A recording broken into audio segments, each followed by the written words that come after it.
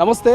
దేశవ్యాప్తంగా ఓవైపు లోక్సభ ఎన్నికలకు అన్ని పార్టీ నేతలు సర్వం సిద్ధమవుతా ఉన్నారు. ఇక రాష్ట్ర వ్యాప్తంగా ఓవైపు ఎమ్మెల్సీ కవిత ఇప్పటికే ఈడీ కస్టడీలో ఉంది. ఇక తిహార్ జైలుకు పోతుంది అన్నట్టుగా ఇన్ఫర్మేషన్ వస్తుంది. మరోవైపు ప్రణీత్ రావుకు సంబంధించినటువంటి అంశం తెర మీదకి వచ్చింది. మాట్లాడదాం అసలు ఏం జరుగుతుంది ఈ రాష్ట్రంలో అనేది. కాంగ్రెస్ పార్టీ సీనియర్ నాయకులు ఇందిరా శోభన్ గారు. ఇందిరా శోభన్ గారు ఎట్లా చూసుకోవచ్చు? కవిత తిహార్ జైలుకు పోయినట్టు మన ఖరారైనట్టు తెలుస్తుంది. మరోవైపు ప్రణీత్ రావు సంబంధించినటువంటి ఫోన్ ట్యాపింగ్ ద్వారా ఒకరొకరు బయట పడతా ఉన్నారు, వాళ్ళు కూడా అరెస్ట్ కాబోతా ఉన్నారు. ఎట్లా చూడవచ్చు? తెలంగాణ రాష్ట్రంలో ఒక రాచరిక నియంతృత్వ పాలన ఎంత దరిద్రంగా నడిచిందన్నదానికి ఎగ్జాంపుల్గా ఫోన్ ట్యాపింగ్ ఒక్కటి సరిపోతుంది అనుకుంటున్నాను. ఎందుకంటే ఒక మనిషి తన యొక్క స్వేచ్ఛని హరించే విధంగా, ఒక మనిషి తన ఇంట్లో తన ప్రైవసీ లేనటువంటి పరిస్థితి, అంటే ఎంత దరిద్రమైనటువంటి పాలన. అసలు నిజంగానే మనము ఈ దేశంలో ఈ రాష్ట్రంలో డెమోక్రటిక్ కంట్రీ అని చెప్పుకునేటువంటి దాంట్లో మనం ఉన్నామా అన్నటువంటి భయం కలుగుతుంది. అసలు అభద్రత భావంలో బతికేటువంటి పరిస్థితి ఉంది. నిజంగా ఈసారి గనక మార్పు రాకుండా అధికారము మారకపోయిండినట్లయితే అసలు కామన్ మ్యాన్ కూడా ఈ రాష్ట్రంలో బతకడానికి ఇష్టపడేవాడు కాదనుకుంటా.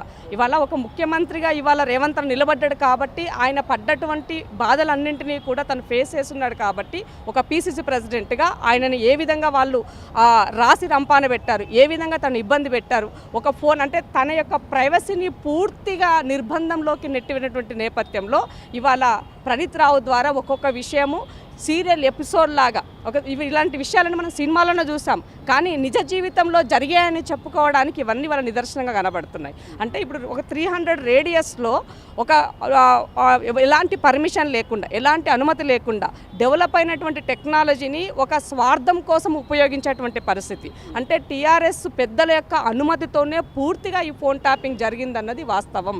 వాళ్ళు చెప్పకపోతే వీళ్ళు చెయ్యరు కదా, వాళ్ళు చెప్పారు కాబట్టి నేను ఏమంటున్నానంటే ఈ పూర్తి బాధ్యతను ఇవాళ కేసీఆర్ గారు, కేటీఆర్ గారు బాధ్యత తీసుకోవాలా. తప్పకుండా తెలంగాణ ప్రజలకి క్షమాపణ చెప్పాలి. తెలంగాణలో ఉన్నటువంటి భావస్వేచ్ఛ ప్రకటనను హరించి చేసినందుకు వాళ్ళని శిక్ష విధించాల్సిన అవసరం ఉన్నది. దీన్ని సుమోటగా ఇవాళ హైకోర్టు తీసుకోవాల్సిన అవసరం ఉన్నది. ఎందుకు సుమోటగా అంటున్నానంటే ఇవాళ ఇన్ని రకాలుగా మనకు బయటకు వస్తుంది. ఇవాళ తన ఇంట్లో ఏం మాట్లాడుకుంటున్నాడు రేవంత్ అన్న విషయానికి ఇలాగే ఒక పొలిటీషియన్లు అయి ఉండొచ్చు, వాళ్ళకి లావాదేవీలు రావాల్సినటువంటి డబ్బుల వ్యవహారంలో ఉన్నటువంటి ఫార్మా కంపెనీలు అయి ఉండొచ్చు, రియల్టర్లు అయి ఉండొచ్చు, వాళ్ళకి శత్రువు అని అనుకున్నటువంటి వాళ్ళ అందరివి కూడా వాళ్ళ అనుచరుల విషయాలను కూడా ఇవాళ ఈ ఫోన్ ట్యాపింగ్. అంతెందుకు టీఆర్ఎస్ పార్టీలో ఉన్నటువంటి వాళ్ళ కుటుంబ సభ్యులలో కూడా ఈ ఫోన్ ట్యాపింగ్ జరిగిందన్న ఆరోపణలు ఉన్నాయి. మనం అవసరం లేదు. హరీష్ రావు కూడా అసలు ఆయన ఏం జరుగుతుందన్నది ఈటల రాజేందర్ గారి ఎపిసోడ్ మనం వీటన్నిటి కూడా ఎగ్జాంపుల్గా చెప్పుకోవచ్చు. మీకు ఇంకో విషయం చెప్తే ఈ సందర్భం, ఆమ్ ఆద్మీ పార్టీలో నేను ఉన్నప్పుడు నేను ఈటల రాజేందర్తో మాట్లాడినప్పుడు ఈటల రాజేందర్ గారు ఆమ్ ఆద్మీ పార్టీలో చేరుతారేమని ఒక చర్చ వచ్చినటువంటి సందర్భంలో బీజేపీలో ఆయనకి సరైనటువంటి స్థానము ఇస్తలేరన్నటువంటి సందర్భంలో ఒక చర్చ జరిగినటువంటి దాంట్లో కేసీఆర్ గారు ఇమీడియట్గా తెల్లారిపోయి కేజ్రీవాల్ గారు కలిశారు. అంటే ఇక్కడ ఏదో జరగబోతుందని ఆయనకి ఒక అలజడింది ఇన్నుంటారేమో మరి ఫోన్ ట్యాపింగ్లో, కాబట్టి తెల్లారిపోయి కేజ్రీవాల్ని కలిసారేమో ఇప్పుడు అనిపిస్తుంది నాకు. నిన్నటి నుంచి అవి చూస్తే ఇందిరా శోభన్ గారి ఫోన్ కూడా గతంలో ట్యాప్ అయి ఉండొచ్చు అనేది ఇప్పుడు అనుమానం కాస్త నిజం అనిపిస్తుంది. 100% ట్యాప్ అయిందని చెప్తున్నా నేను. ఎందుకు అనంటే ఇప్పుడు ఆ పార్టీలో కీలకంగా నేను పని చేసినప్పుడు ఎక్కడెక్కడ ఎవరెవరితో మాట్లాడుతున్నారు, ఇంటెలిజెన్స్ ఎప్పటికప్పుడు కంప్లీట్ నిఘా ఉంటుంది.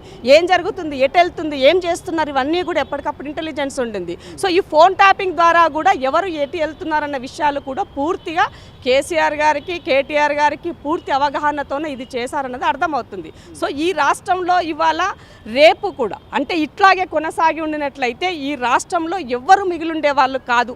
ప్రతిపక్షము కానీ, ప్రశ్నించే గొంతుకలు కానీ ఇవాళ ఎవరు కూడా ఇప్పుడు జనరల్గా ఫోన్ ట్యాప్ చేసినారు అని అంటే అది ఒక పద్ధతిగా నడుస్తున్నది. ఇంట్లో ఏం మాట్లాడుకుంటున్నారో విషయాలు కూడా ట్యాప్ చేశారంటే అసలు మనం ఎక్కడున్నాము?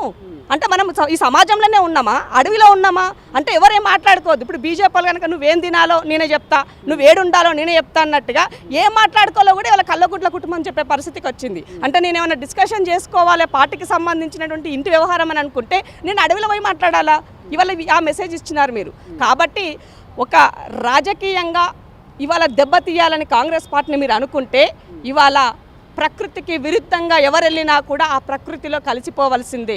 సమాధానం ఇవాళ అన్ని ప్రకృతి శక్తులన్నీ కూడా కేసీఆర్కి వ్యతిరేకంగా ఇవాళ పవనాలు మొదలైనవి. నువ్వు చేసినటువంటి అరాచకాలకే ఇవాళ నీ ఒక తెరువు, నీ బిడ్డో తెరువు, నీ అల్లుడో తెరువు, నీ కొడుకో తెరువు, ఇంకో కొడుకు ఇంకో తెరువు, ఒక్కొక్కరు ఒక రకమైనటువంటి శిక్షలను అనుభవిస్తున్నారు. కాబట్టి అధికారం చేతిలో ఉన్నది కానీ దుర్వినియోగానికి పాల్పడితే అధికారులు రాజకీయ నాయకులు చెప్పారు కదా అని ఇష్టం ఉన్నట్టుగా మీరు చేసినట్లయితే ఇవాళ శిక్షకు అర్హులు మీరు అవుతారు. ఇవాళ మీరు ఫోన్ ట్యాపింగ్ చేయమని చెప్పినందుకు కేంద్ర ప్రభుత్వం యొక్క అనుమతి కూడా లేకుండా ఆ టెక్నికల్గా ఉన్నటువంటి ఎక్విప్మెంట్ని మీరు తీసుకొచ్చినారనంటే ఇవాళ ఇది కేంద్ర ప్రభుత్వాన్ని కూడా సిగ్గుచేటు.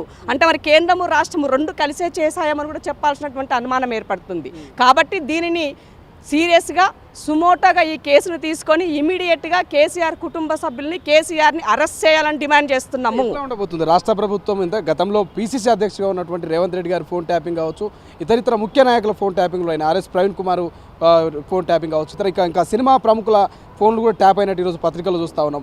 సో దీని మీద రాష్ట్ర ప్రభుత్వం ముఖ్యమంత్రిగా ఉన్నటువంటి రేవంత్ రెడ్డి గారు ఎటువంటి చర్య తీసుకోబోతున్నారు? ఇప్పటికే వరుస అరెస్టులు అవుతూ ఉన్నారు.